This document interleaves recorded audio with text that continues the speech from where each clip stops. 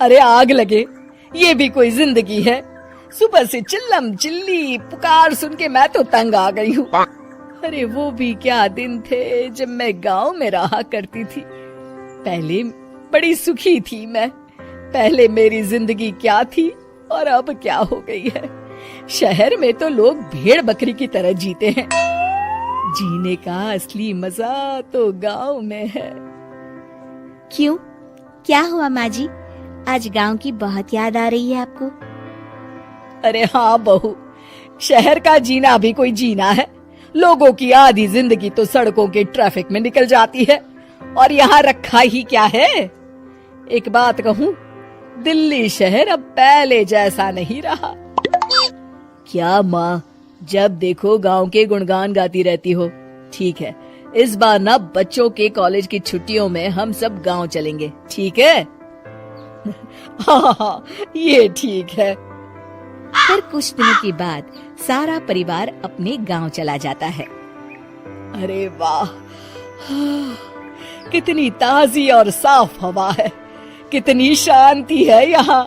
चल बहू, अब बढ़िया सा खाना बना दे, मजे से आंगन में बैठ के खाएंगे। सुशीला गांव का माहौल देख बड़ी खुश होती है। 2 दिन के बाद गांव की कुछ औरतें सुशीला के घर आती हैं। बड़े दिनों के बाद गांव आई है सुशीला। हमें तो लगा कि तू शहर जाके गांव को भूल गई। और बतिया, तेरी बहू कैसी है? जरा मिलवा तो उससे। अरे मेरी बहू तो लाखों में एक है। बड़ी किस्मत वाली हूँ मैं जो मुझे जानकी जैसी बहू मिली है। हमेशा मेरी सेवा में लगी रहती है और आज तक कभी पलटकर जवाब नहीं दिया उसने। सुशीला की बातें सुनकर सभी औरतें हंसने लगती है।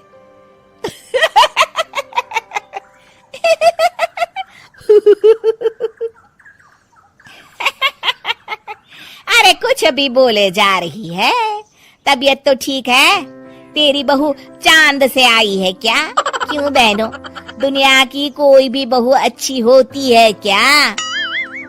सब औरतें ममता की हाँ में हाँ मिलाती हैं।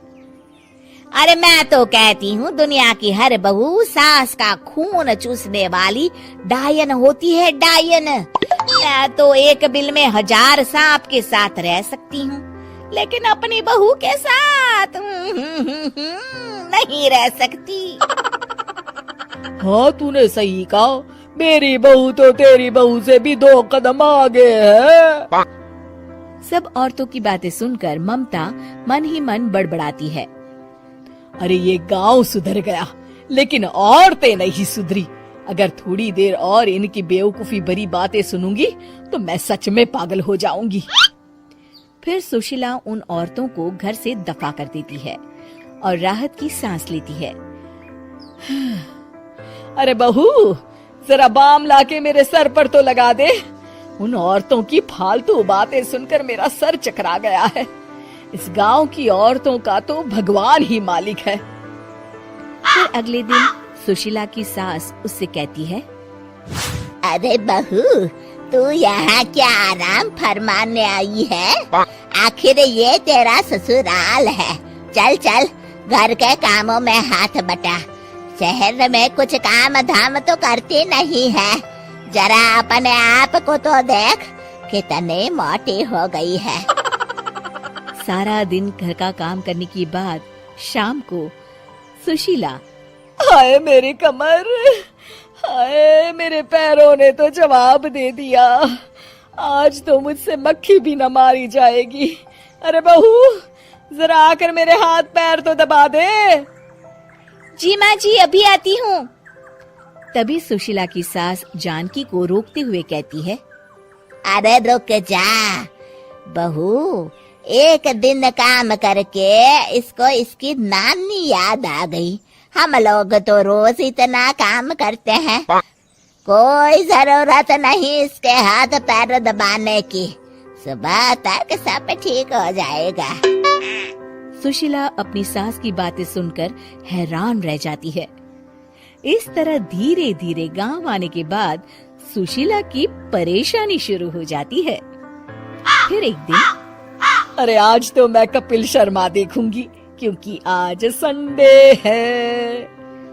सुशीला जैसे ही टीवी ऑन करती है तभी बिजली कट जाती है।